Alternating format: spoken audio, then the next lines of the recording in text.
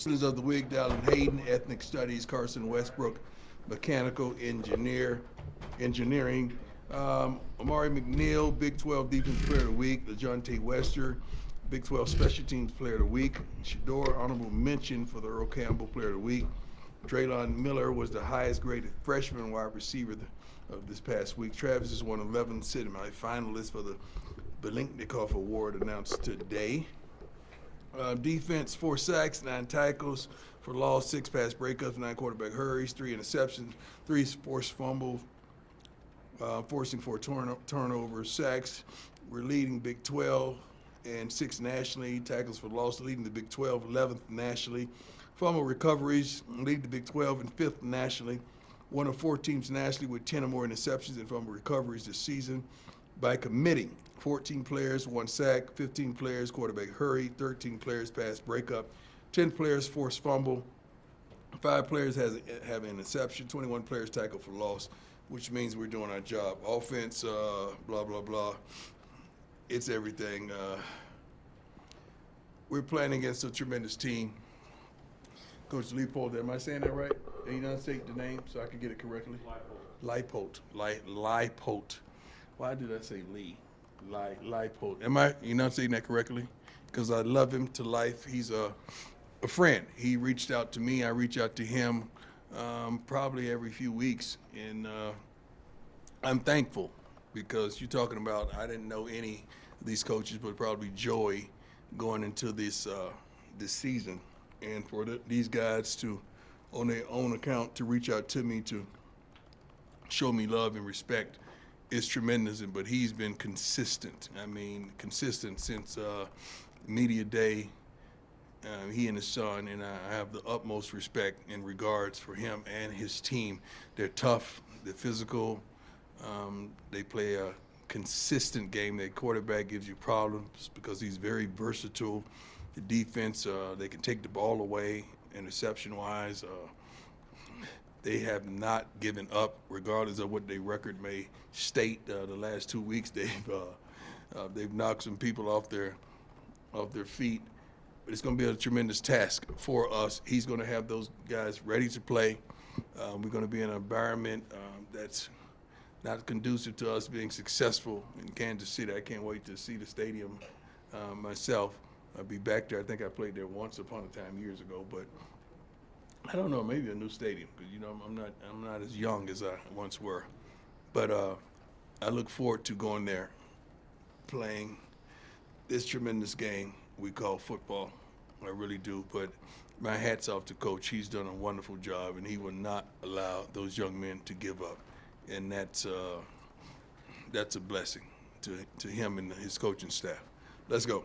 Opened in 72, Coach, so you just go there. Excuse me? I said the stadium opened in 72. So I did play there. I don't think I played baseball at the new stadium. This is a new baseball stadium? No, it's remodeled. It's remodeled? So I played baseball and football there. Okay. Go ahead, Nikki. Hi, Coach. How you doing? Mm-hmm. Nikki Edwards, CU Sports Report. When we see Draylon Miller put up 100 yards in the last game, how do you feel like he's going to be incorporated more into this offense and produce? Well, I'm not going to say you're going to force anything to incorporate him. If he has the matchup, Shador is going to take advantage of the matchups. And we have a smart quarterback. We have a young man that knows where to go with the football and protects the football pretty well. Draylon is he's a Deebo Samuels. He has running back ability, receiving ability, quarterbacking ability at times. You put him in Wildcat. The kid is phenomenal. Kid does not complain. The kid just goes out there and does his job. So I'm really proud of him that you see that we have yet another weapon. Hi, Julie Turner-Benowitz with CU Independent. How are you, sir? How you doing? Good. Thank you for asking. Kansas is on a 2-game win streak against ranked teams and will be playing at Arrowhead of all places. Mm-hmm. How do you guys plan to stop that streak on Saturday? Well, we plan to do what we do. We're a pretty physical, pretty aggressive team. Defensively, we've really been stout. Offensively, we can move the ball down the field. We got to improve our running game, of course, but we're going to go out there and do what we've been consistently doing, and that's getting after the running backs, pretty much shutting down the run, forcing them to be one-dimensional, then taking advantage of situational football. Offensively, we got to do a better job of running the football. We all know that. We all desire to, but that has to be a consistency in the passing game and just moving the ball all around the field. We have so many weapons. We just got to use what we have and get the ball to the proper people at the proper time, and I think we'll be okay. Scott, go ahead. Hey, Coach, Scott Proctor, DMVR. How you feeling? How you doing, sir? I'm doing well. Obviously, Keaton been balling recently. He told us a few weeks ago that the plan was for him to redshirt. Is that still the plan? And No, what kind of goes? it's not the plan. Sometimes a young man may want a plan to happen for different reasons, and he may outplay his plans. He's outplayed his plans. You make plans when you don't think you're a valuable piece of the puzzle at this wonderful university, and he is a valuable piece of the puzzle for right now. We ain't got time to be looking down the street to next year. Right now is everything to us, and I think he's made a decision that he's a right now type of player, and I'm thankful that he has. Appreciate it. Just a follow. Just like we just get updates on a couple guys, Jimmy and Micah. Oh, we expect to don't see know. them? Micah's going to play. We don't know. Hopefully, Jimmy can work tomorrow or Thursday. I don't give a darn if Jimmy works Friday. If he showed me he could run, he's going to play. Just Jimmy's presence out there on the field alone strikes fear in the opposition. Thank you. Coach, first, just love the jacket, but Lincoln Roach, CU Independent. Two I quick love questions. the onesie. Thank you. Yeah. Appreciate it. It was my grandpa's. So first, just did you get Miss Peggy a birthday present? No, I didn't. I think we all collectively got Miss Peggy a birthday present. And second, so for both you and Miss Peggy, obviously religion has been a major part of your lives, both on and off the field. Has your relationship with her impacted your relationship with God in any way? Have my relationship with her impacted my relationship with God? I don't understand that question. You know, knowing Miss Peggy, right? Mhm. Has that impacted your relationship, your personal relationship with God in any My way? personal relationship with God is truly strong. I don't think anyone in this room could impact that relationship. I'm hoping that I can impact your relationship with God. Peggy has a tremendous relationship with the Lord. I'm sure we have not sat down and discussed that because I'm so excited just to be around her. I don't discuss those type of things. But my relationship is tremendous. It's not going to cease. It's not going to stop. I'm not going to be ashamed of the gospel. That's what my Bible tells me. And I'm going to proclaim my Lord and Savior, Jesus Christ, wherever I want to. Ain't nobody going to tell me not to give love and show respect to my Lord and Savior that has blessed me, that has pulled me up from suicide and thoughts and a multiplicity of things that you don't know. So I'm thankful, not just only for myself and Miss Peggy. First of all, let's focus on that she's 100, man. Not that, I don't know what goose chase you're on right now, but not that. But she is 100 years old. That is to be applauded. Has all her faculties, all her sense. I mean, she's on her game. She knows you, me, everybody in this room. Like, she ain't no joke, man. So that is unbelievable. And what transpired in our stadium last Saturday was epic. I mean, I had to turn away from the screen because I was getting ready to cry. And I didn't want the opposing team thinking they making me cry. No, it was Peggy. Like that's what that was. So I'm so thankful for her. I'm so thankful just to meet her. And I applaud Rick. I mean, we went to Peggy's crib and she rolled out the red carpet for us, man. I wanted to dip back by there and get something to eat, you know, without Rick, you know. So I'm just so thankful of the relationships that I've gleaned from Rick and so many other persons that have welcomed me with open arms in this wonderful university as well as this community. Thank you, though, my man. I love it. And just lastly, did you and the team sing along with the fans? You own one today, huh? Next question. Coach, the team got her a massive card to be everybody signed. Yeah, I signed it. I know. Hey, Coach. Brian Hallepold, the Daily Camera. I have two questions for you, like I usually do. But first off, Cam Silman-Craig, you've Yeah. talked about him a lot. Yeah. I know he's grown up with you. Just seeing the way he's playing right now, and you've seen it for years. What does it mean to you to see him kind of grow up from where he was when you met him to where he is now? It's astounding. one of the scouts just asked me about Cam, and I went on and on and on because he checks every box. You put a clock on him, he may not run a 4.4. You put him on the bench press, he may not bench 225 15 or 20 times. But you put the tape on. You're going to see him. He's going to not only show up, he's going to show out. He's the leader of our defense. He is the backbone of that defense. When he's off the field, we hurt. So I love everything that he brings to the table, and he's been that way since I met him as a junior from Alabama. And the second question is, Travis is obviously a semifinalist, finalist for a whole bunch of awards, one of them being the Thorpe, which you won.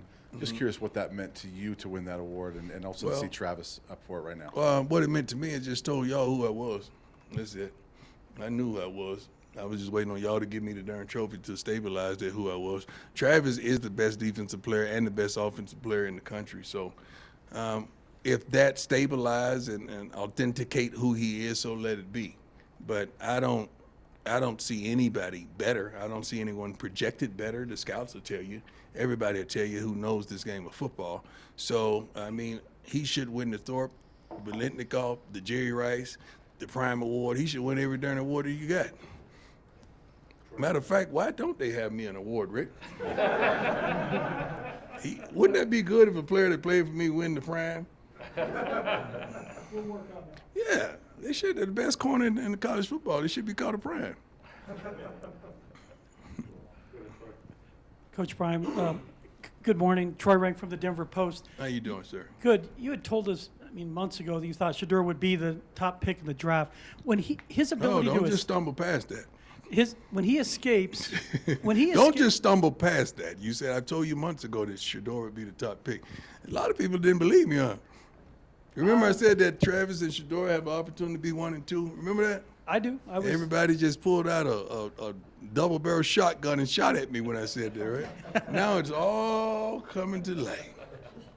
When he escapes, oftentimes, what do you think when he escapes? And also, when did you realize? Get rid of the ball. I'm thinking get rid of the ball. Get rid of the ball. Let's get us back to the line of scrimmage. Get rid of the ball. But he escapes and his head completely goes up and he sees the field. Because he's not escaping to run. He's escaping to get rid of the ball so he could have time to make progress down the fields. And I remember watching him even in high school. When did you realize he had the ability to take chances and take care of the ball, which is hard for kids to kind of blend that? I don't know if he desires to take chances. I just think he's trying to give himself more time so he can make something happen. I don't call it a chance. I think it's more of an opportunity than a chance. But we trust him. We truly trust him. Hi, Coach Adam. What's your Tigers? How you doing, Adam? Sports doing well. Amari McNeil made some plays for you last year, earlier this season. Has he kind of unlocked something with He's you? a whole different guy, on and off the field. He's a whole different person. He's a whole different player. His mindset is totally different. What you're seeing now is what we expected from Amari, even last season. He's grown so much mentally. It's unbelievable. So I'm thankful and I'm proud that I'm here to witness what we knew he could do. And now he's understanding what he's capable of. I think once upon a time he thought he was just a pass rusher. But he's a complete defensive tackle right now. And he's a force to be reckoned with. So I'm truly proud of him. Brian, go ahead. Hey, Coach, how you doing? How you doing, sir? I'm doing great, thank you. The latest thing that people have used to try to tear down Travis's Heisman campaign is his tackle numbers. Oh, my God. I was curious if you could explain for those who don't know. How can you make tackles? First of all, if a cornerback has 8 tackles in the game, do you guys know what that means? Anybody? That means they caught 6 balls. That's what that means. They caught 6 balls on him because 2 of those are probably run support. But that means he caught 6 balls. So if you see a corner with a lot of tackles, that's not a good sign. Okay? So just those of you out there in the world of football, if you see a corner with a lot of tackles, they've caught a lot of balls on him. All right? Is that good enough for you? There you go.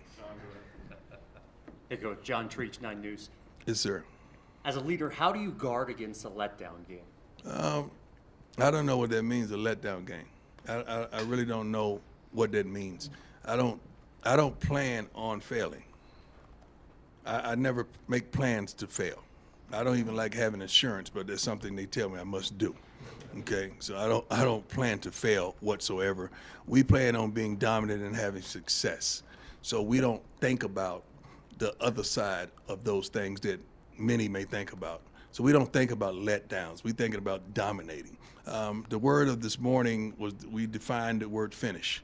We talked about finishing. I showed a clip of this gentleman that came from the same college that this other gentleman, and they was running these hurdles, and it came down the stretch to the end. After they hit the last hurdle, they were neck and neck. And next thing you know, 3 yards from the finish line, one dove and one didn't. The one dove wanted it a little more than the other. Although they came from the same college of institution of learning, one wanted it more than the other one because the one chose to finish and the other didn't. We're gonna be the one that dove. We're gonna finish with every darn thing we got, and we're not gonna even entertain the other side of that life by not finishing. Great question, though. Coach Pat Graham, Associated Press. Kind of a two-parter here. First one, the stakes get bigger and bigger with every game. Do you lean into the stakes and the pressure, or do you downplay them to your team? Look at me, man. Do I look like I subscribe to pressure, or do I look like I apply it? We apply pressure. We don't subscribe to it. If I was in church, they'd have hit me then. And then my follow-up would be basically, you're mentioned for everything that comes up these days, college, pro, whatever. Yeah. Is that just the You price gonna of talk winning? like that with my AD in here? That's so disrespectful. Sorry. You gonna talk about me going somewhere with my AD in here? Just the mentions of it. Yeah, they mentioned us with a lot of other stuff before we started winning too, didn't they? Did that? That wasn't fair, was it? Price of winning? Price. That's the price of everything. Yeah.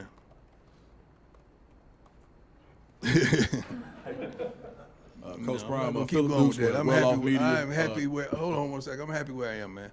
I'm good. I got a kickstand down.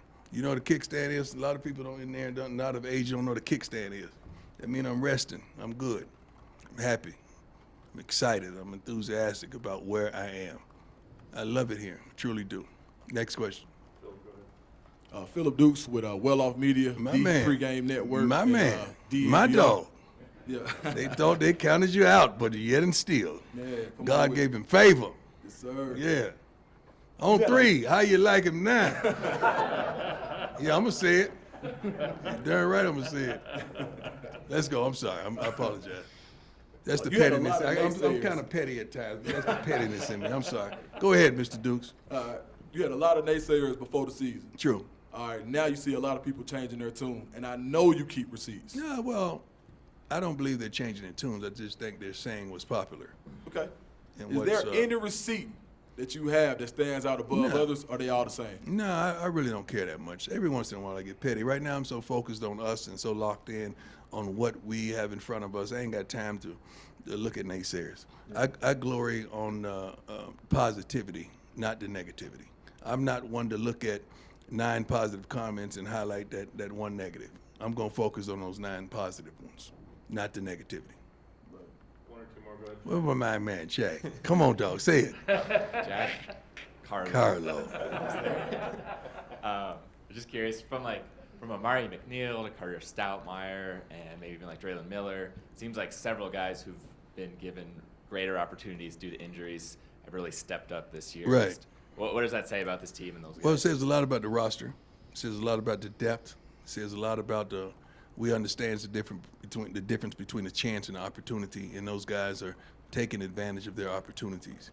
But it says a lot about the depth, the development of these young men. It says a lot about we don't supposed to recruit guys out of high school, but I think we got 3 freshmen that are playing prominent roles on our team right now and doing a wonderful job. About to have 4 because 2-9 is back now, so he's going to be involved in the running game as well this week. So it says a lot about the recruiting, says a lot about the staff, says a lot about what we plan on being and the stability that we're going to be here for a while. We ain't going nowhere. We about to get comfortable. Two more, go ahead. Good morning, Coach. How you doing? Yes, sir. Hey, I respect how you always pay homage to coaches that you past, present, even the guys you're going to play in the future. How has your relationship with coaches that are mentors and guys that you talk to now affected like your college coaching journey right now? Well, some of these wonderful coaches that we're playing against, they've embraced me tremendously, and I'm always appreciative of that. They don't have to. They don't have to go outside the norm and embrace me. And we're playing against a wonderful coach this week, but that did not only embrace me, but he calls me to check on me to make sure I'm straight. I call him to check on him to make sure he's straight. Now we happen to be going head to head this week, but it's a level of respect and admiration and adulation that we have for one another because we know how hard it is to win in college football. Not only win, but be consistent. So especially with the portal, with this, with that, with everything transpiring, the injuries, everything that goes on in college football now, it's not easy whatsoever, and we have the utmost respect for one another about the trials and tribulations that we go through. So I got love for all those guys. First of all, I ain't got no hate in me. I tell y'all this all the time. I don't dislike nobody in this room, and I do mean nobody, right? I don't dislike nobody in this room. I got love for everybody.